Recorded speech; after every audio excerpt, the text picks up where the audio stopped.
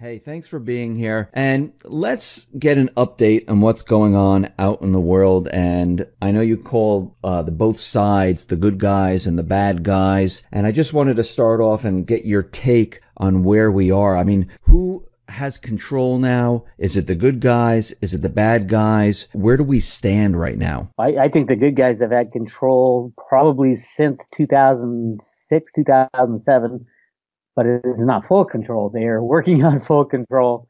And right now we're on the brink of the next, economic catastrophe, just like 2008. They're pushing for it. They're trying to make it happen with the collapse of Deutsche Bank imminent. So, yeah, I think we're going to experience very similar, except this time I don't think there's going to be a bailout. So, I mean, right now, Europe is having a huge amount of trouble, just like you mentioned, Deutsche Bank. We also have the Italian banks. They're also having a huge amount of problems. I mean, how is this going to affect all the other banks around the world, especially the U.S. banks? Are they all tied in? They're absolutely tied in with similar customers, similar assets that they hold, similar counterparties in the derivative market.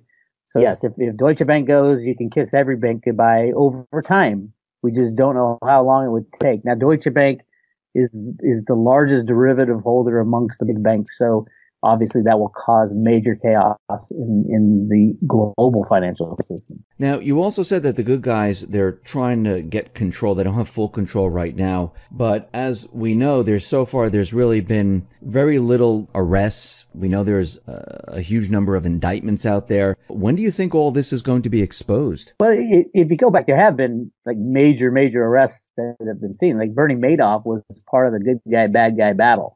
I mean, if you talk about when did it get exposed into the open, it was when Bernie Madoff went down. Bernie Madoff was so much bigger than just Bernie Madoff.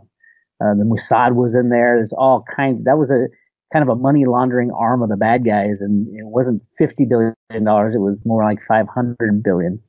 So yeah, I think the battles came out in the open when Madoff went down, and then it just keeps getting. There's more and more battles. Ultimately, there's enough dirt on the bad guys that they will be taken down. The pedophile rings and the banking cabals and all that stuff is going by the wayside.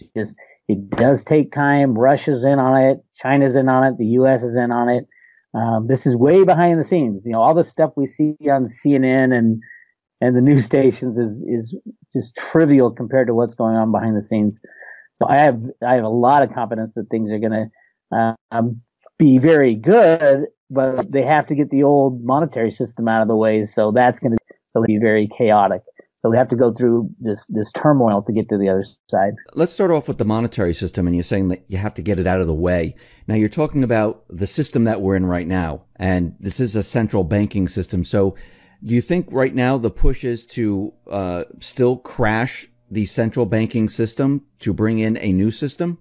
Yes, they have to, because the vast majority of the so-called assets are held by probably less than 1%, and they're all hidden in offshore accounts and nooks and crannies. There's no way to get to a new system to get rid of the bad stuff without erasing everything, because they've got it all hidden away. So you can't revalue currencies. You can't do any kind of jiggering of rules and regulations. You got to destroy it all, and that was always the plan from the Fed.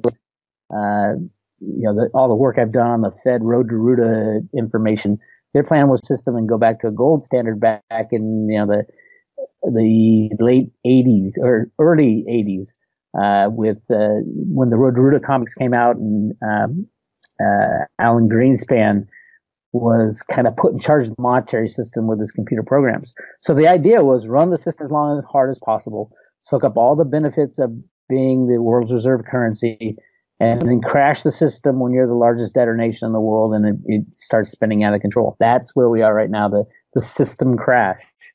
And luckily, we have the cryptocurrencies that will be there to kind of be something to transition to, because most of the gold is held by the banks and the banksters and the very people who run the system now. We don't want them around.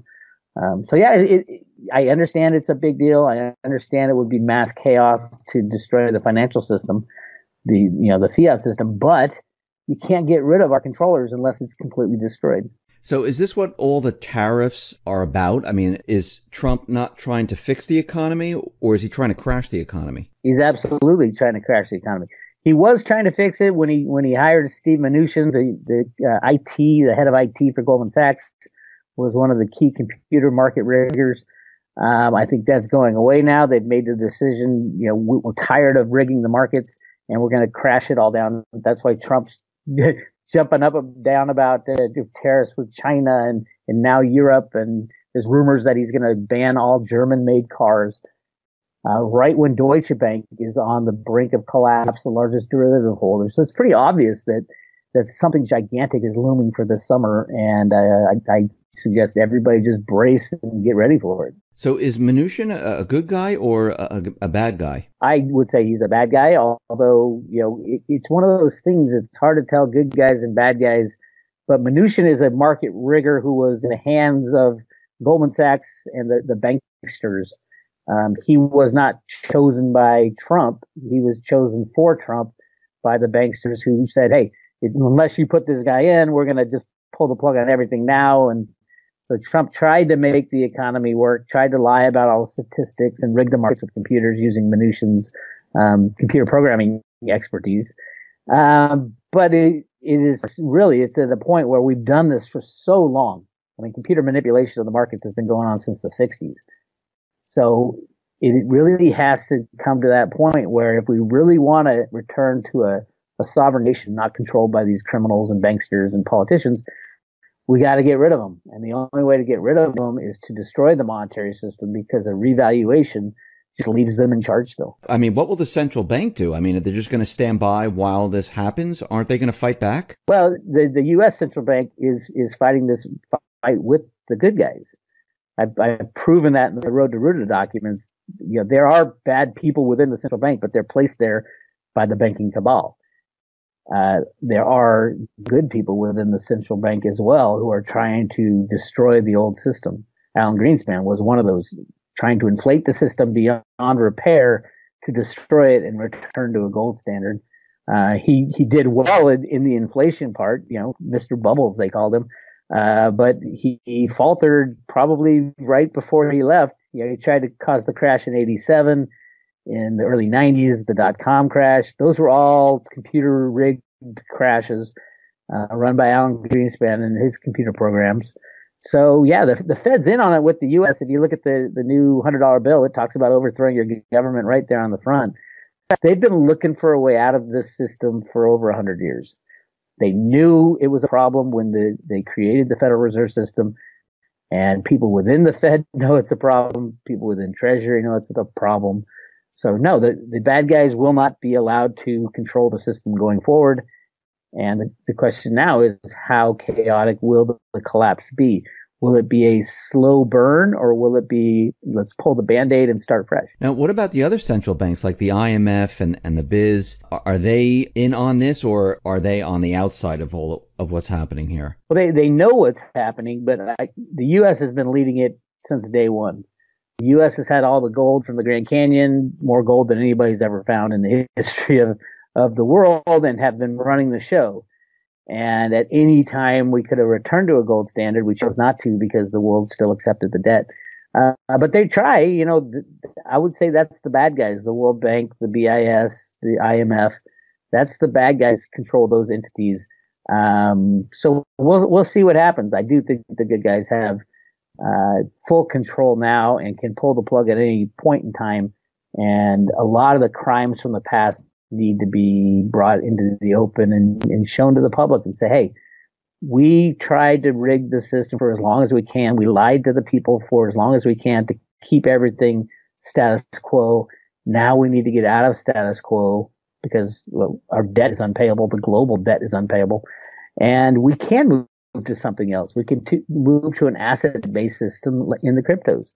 So I think that has given humanity an option of where to go from the unbacked fiat system. It's just a matter of the chaos. They need to come to Congress again, and the people have to decide not to bail out the banks. And the consequences of a non-bailout of a too-big-to-fail system is the too-big-to-fail fails.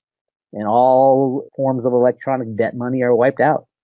That's just kind of the way it works in a leveraged monetary system. So you say we're going to be moving into this transition, and you're talking about cryptocurrencies. I'd say we're already in the transition. It's just it'll be moving faster and faster. And we'll be transitioning, you think, into cryptocurrencies? I think we'll transition into cryptocurrencies. I think there might be a gold component, but not much of a gold component. And it wouldn't be the current standing of what the governments around the world claim as their gold holdings. It's ridiculous. The United States owns a whole lot more than 8,000 tons of gold. China supposedly has about 50,000 tons of gold. Russia has close to 40,000 tons of gold. So much more gold than what the official stats out there. So yeah, I do think the cryptos are being babied and helped along by regulators around the world. Slowed down at times, like China saying they're going to ban the cryptos, and then now the President Xi just came out and said we're going to embrace blockchain technology. So it's one of those things, they just needed to slow it down to give it more time to develop. So the IMF, I mean, they're still demonizing cryptocurrency. The Fed, certain individuals in the Fed, they're still demonizing cryptocurrency. Well, the Fed isn't. The Fed has said nothing but big positive things. Did I miss something recently? Yeah, there was an individual, I forgot his name, from the St. Louis Fed, who said that cryptocurrency can never be a currency like the dollar because it doesn't meet the requirements. Well, so, yeah, I agree with that. I don't think the cryptocurrencies want to be a currency like the dollar, truthfully. Well, I think what he's saying, like, it can't replace the fiat system that we have today. It won't stand up to all the tests. I think that's what he was really trying to say. Yeah, in his system, yeah, that is correct. Cryptocurrencies will not survive in the paradigm set up by the central banking system. That is absolutely correct. But that's what's dying. It's their system that's dying. So once they are dead and gone, the cryptocurrencies will be such a better system. Now, there are some people that believe that the entire blockchain system was created. I think there was a paper from the NSA that's out there. They believe that the central bank might control cryptocurrencies. What do you say to that? I don't think anybody can control the cryptocurrencies. It's open. It's open software. So you see every transaction that happens. Was the NSA, was central banks involved in the creation of cryptocurrencies? Absolutely. They've been working on this since the 70s. And absolutely, I mean, I believe Satoshi is actually Alan Greenspan, the world's best computer programmer, the guy who invented the electronic financial system back in the 60s. He blames himself for Y2K. That's how far back that programmer goes. But yeah, I think yes. But the United States, it gets back to the good guys and the bad guys. The good guys want a way out of this criminal system. The bad guys want to fight it. The good guys are the ones who invented the cryptocurrencies back in the very beginnings in the 70s, 80s, and 90s. That's when the cryptos were really kind of the basis was invented, and then the Satoshi white paper solved the double spend problem, and then it was off to the races and implemented.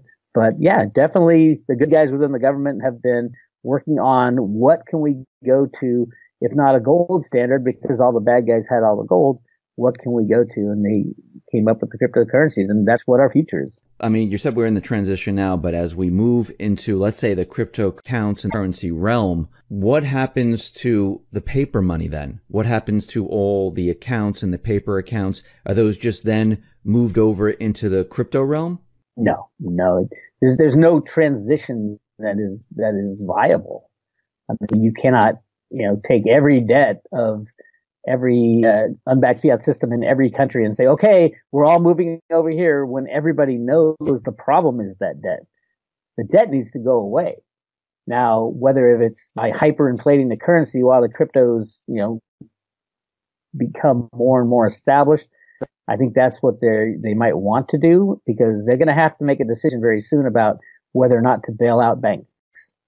And if the bailout of banks is a viable option for the IMF, for the EU, for the United States, then you're looking at massive hyperinflation, and everybody will see the fraud for what it is. If the U.S. Have a choice, again, it goes to Congress for a bailout or no bailout. I cannot see any scenario where they would allow a bailout, even though the financial system will be crumbling at the time because of all the anti-government and anti-banking sentiment out there right now. As we move into, let's say, the cryptocurrency realm, we won't need the central bank at that point. Well, it won't be I don't think it'll be an overnight type of thing. I think central banks around the world will create their own cryptocurrencies. Governments will create their own sovereign tokens. A lot of governments are already talking about that. And they will compete with other tokens. Now, governments and central banks have a problem with their desire to print as much as they want. And in competition, that won't be a good cryptocurrency.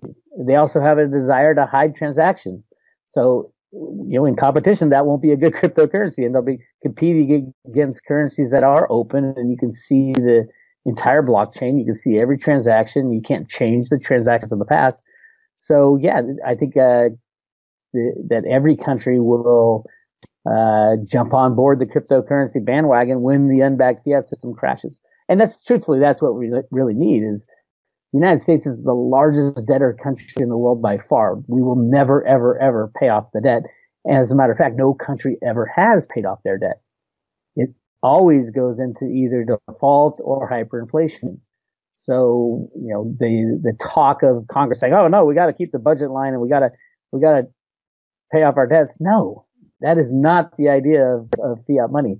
The idea is to run it as hard as you can, soaking up all the benefits before the whole thing implodes. Now, the only thing that I'm worried about with cryptocurrency is that the central banks decide to create their own coin and then have all the governments say, pass a law that this is the coin you have to use. Almost like the fiat system. You're going to have to use the dollar. You're going to have to use the euro. You're going to have to. So that's my biggest fear, is that they will try to create their own coin and then have governments pass laws to force everyone into their system. Well, if the people relied on the government and cared about what the government thought in that type of situation, I mean, remember what kind of world we'll be living in when these banks crash.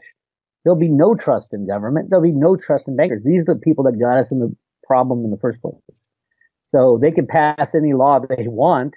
I don't think they will. I don't think that's the idea at all. As a matter of fact, if you look at what the Fed says and the Treasury says, that is not the idea. And look at the front of the $100 bill. It says you have the right to overthrow your government right there. So that is not the plan. And any government that restrains their population by doing something like that is going to lose. And the U.S. knows it, and China knows it, and Russia knows it.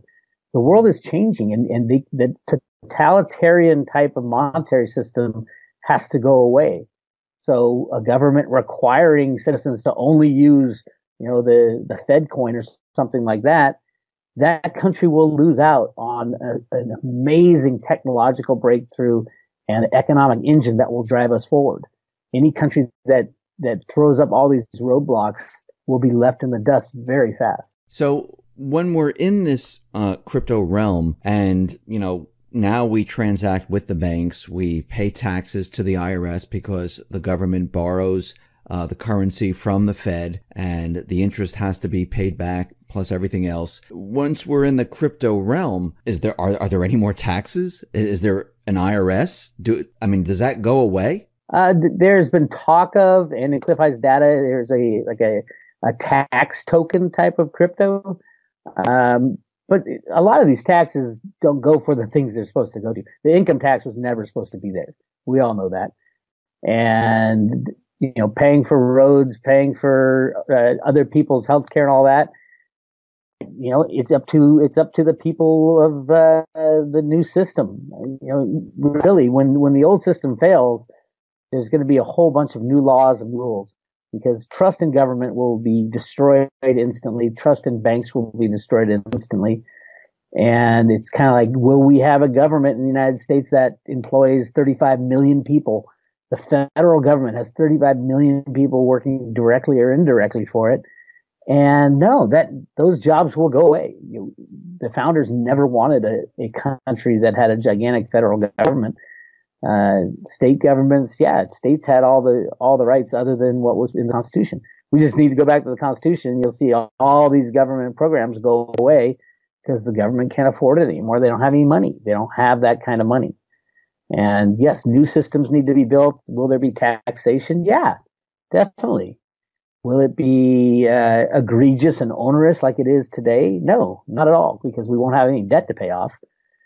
And all these workers in the federal government will be gone. There'll be no, Obamacare remnants, and all the insanity of what we're living through today gets instantly washed away if there's no money to pay for it. How about the banking system itself? I mean, if we can send currency back and forth without the banking system, depending on, what the coin is, or maybe we'll have multiple coins. I don't know what it will be, but we can send it to the exchanges. We can send it to private wallets. What's the point of the banks then?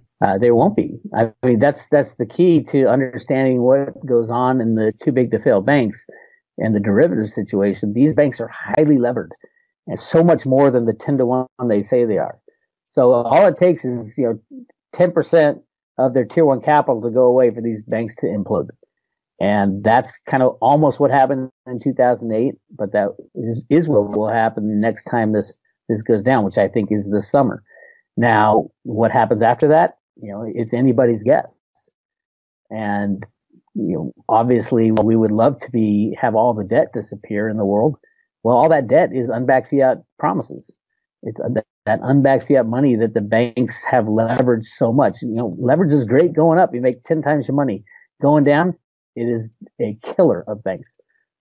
So yeah, it will all have to be rejiggered, not the money, because people won't trust the money anymore. We're going to have to issue a new money in the United States and around the world but there'll be no debt too, which is the cool part. Yes, people will lose all their assets, their electronic assets that they kept in the system.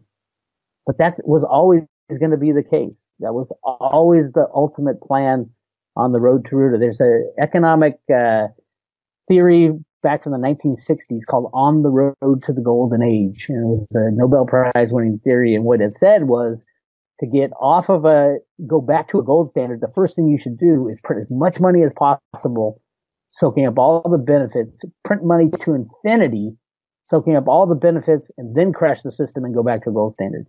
And that's what's been playing out over these past 50 years. Now, did you say, maybe I heard you wrong, did you say this was going to go down this summer? I think there's going to be another banking crisis, much like 2008 this summer. And it's being set up right now. Deutsche Bank, the world's largest derivative holder, just got nailed by the Fed again to put on a watch list. And Deutsche Bank gets downgraded according to their year-end annual report. A single notch downgrade will cost them 1.3 billion euros, and a double notch downgrade will cost them 3 billion euros. And it really does depend. It basically wreaks havoc on their derivative book. And that's when it gets really ugly, just like it did in 2008. And then what do you think happens if they are downgraded, what happens then? Like, where does it spread to? Like, what happens? What do you think happens? It triggers some of the derivatives, and then we have a cascading effect. Just like in 2008, the derivatives, Deutsche Bank will probably be the new Lehman type of situation. Now, will they bail them out? Truthfully, I don't think so. Europe is in so much trouble. The United States debt is in so much trouble. We lie about every statistic. I mean, it's insane what they've gotten away with this far. So I do think this is one of the, if not the big major collapse come September again, probably because that's the end of the fiscal year of the United States. It might bounce along for a few years, but really badly. As in banks going down, banks getting bailed out, people screaming that they're bailing out the banks. Or we might believe the Economist magazine from 1987 that said 2018 was the year that the global currencies melt down. Now, do you think Deutsche Bank, you think they know that this is coming and this is why they are laying off like 10,000 people? Probably going to be a lot more than that. But you think they're trying to head this off? They're not trying to head it off. They're trying to survive a couple more months. That's how big it is. Their derivative book is $50 trillion, and it's gone sideways. So they are screwed. I mean, you say we're in the transition, but when this starts to occur, I mean, how long is this going to last? I mean, once it really hits, like say this summer, and people start to realize what is going on, and people start to wake up. I mean, to go from this fiat system over to a cryptocurrency system, I mean, from your opinion, what is the time frame of all of this? I think it'll take years. I mean, there's so much to destroy in the old system that has been built up for the last 100 years. So I think it'll take years before. I mean, ultimately there will still be the U.S. dollar around in 10 years, but probably not many people will be using it at all. Most likely, everybody will have left the system in the next 5 years and gone to some kind of crypto-backed or crypto system. All kinds of different potentials there for means of exchange, for store of value, for use in businesses to cut expenses. I mean, there's just so much that can be done with the cryptos, but it's the new system, and it's going to take the place of the old system, not overnight, but literally.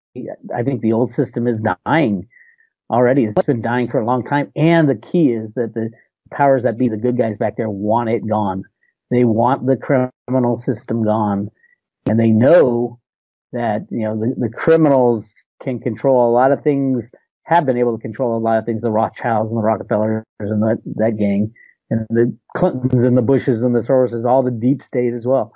And they want them out. So yeah, they're going to foster a very kind environment for the cryptos over the next couple of years. And I don't see them bailing out banks, at least on the surface. They'll patch them up here and there the best they can. But ultimately, there will be runs on banks. There will be defaults on debt, which there has to be, obviously, because not even countries can pay off their debt anymore. Yeah, it is happening. I can't tell you what day it's going to be over, but we will be able to look back and say, oh my God, it was the summer of 2008 and the summer of 2018 that really changed the world. So what you're saying is we're going to be like in this hybrid type of currency situation. I mean, we'll still be using the dollar in whatever coin. Yeah, we are right now. I mean, we're in, when you look at what is money, there's the dollar, there's all the other, euro and the yuan and all that. And then there's stocks and bonds can be counted as money because they're just a promissory note as well. And derivatives can be counted as money. So there's so many different types. And now we've got the cryptos, which are asset based. There's no third party risk. In every other asset type, money wise, there's third party risk. So stocks and bonds are massively rehypothecated, meaning, you think you own a share of Apple Computer. Well, 10 other people own that exact same share, and it just goes round and round in the high frequency trading realm. So it is insane what's going to happen, but it has to happen to move along, to move into a future that is good for humanity, not going to suck us dry. So you think that the banks, while this is happening, they're going to maybe go on a bank holiday where they'll shut everything down and you won't be able to move your funds out of the bank or take it out of the ATMs and things like that? Well, it won't necessarily be a bank holiday. It will be that the banks don't have the money. Because remember, banks are leveraged. They're leveraged lenders. They leverage 10 to 1. So for every $10, every dollar that they have, they lend out 10. And that's great when asset prices are going up and everything's fine. When they come down, they're destroyed almost instantly. Just like we saw in 2008. The Representative Jaworski said we had a matter of hours before the entire system froze up had we not done that bailout. Well, your currency in the bank is digital. I mean, yes, I understand if you're going to the ATM, but could you move that digital currency into a cryptocurrency? You can do that right now. Yeah, you can buy any cryptocurrency you want. No, I'm saying during like that period, even if they won't allow you to take out cash. Do you think you still have the opportunity or the ability to take the digital dollars in your account and go ahead and buy, a cryptocurrency, Bitcoin, Litecoin, Dash, or whatever is going to be out there to get your currency out of the banking system? No. Well, at some point, when everything freezes up, it's over. Your chance to get cryptos is gone. All the exchanges, they pay their employees in fiat money, and they require the old system to be in place. Not all the exchanges. There are some exchanges that don't just deal in the blockchain, swapping crypto for crypto. But many of them deal with the banking system already. And yeah, the banking system freezes up. You're not going to be able to trade cryptos. You're not going to be able to trade stocks or bonds or anything else. I mean, your government's not going to be able to pay its bills. I mean, that's a really, really, really bad thing to happen. It's never happened in history where the entire banking system freezes and it's a come to Jesus moment. And they got to show what they got, and they got nothing. It's all been, leveraged up so high, which is great when their assets go up, but when they go down, it's instantly evaporated.